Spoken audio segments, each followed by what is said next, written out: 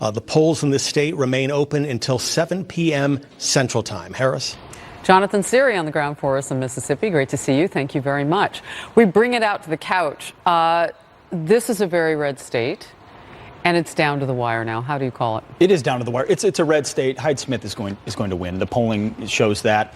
The attempts by the media to further listen, you can say graceless things, foolish things. It doesn't make them racist things in every way that you have said them. I really think people that know her, you think she's a talking about it having a lynching is not a race. That doesn't have a racial connotation. She's a nice lady with a gift for saying graceless things. First of all, I don't want to get into. Who cares? I don't want to get into the semantics of it, but there were. You have to though. She said lynching.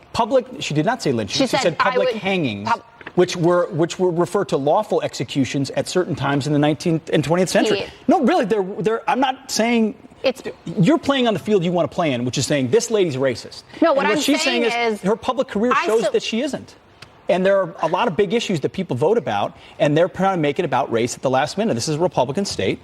She's going to win, and I don't think playing the race card wins at the polls. Okay. She didn't say lynching. You did. Well, public hanging, public lynching, it has connotations, especially in the South, for the fact that African Americans were lynched. She also wore a hat with the Confederate flag on it. She went to a segregationist school. But I'm not here to call her a racist. I'm here to say that I agree with you, and I think that she is going to win this election. It's not like Doug Jones, who is running against an alleged pedophile. And even so, he only won by 1.7 points. I understand it is the Deep South. But for you to just say that this is graceless, to make a joke that is so utterly inappropriate and should have been condemned by everybody, I think is irresponsible. You're impugning her motives and saying it was. Do you think it's funny? Is that your sense of humor? I didn't say it was funny. Jessica. I didn't say it was funny. He didn't say it was funny.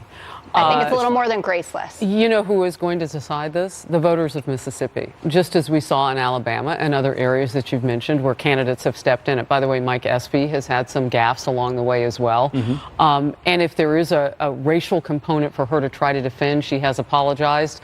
There is a history in Mississippi that you cannot run away from, and she's been in public life long enough to know that.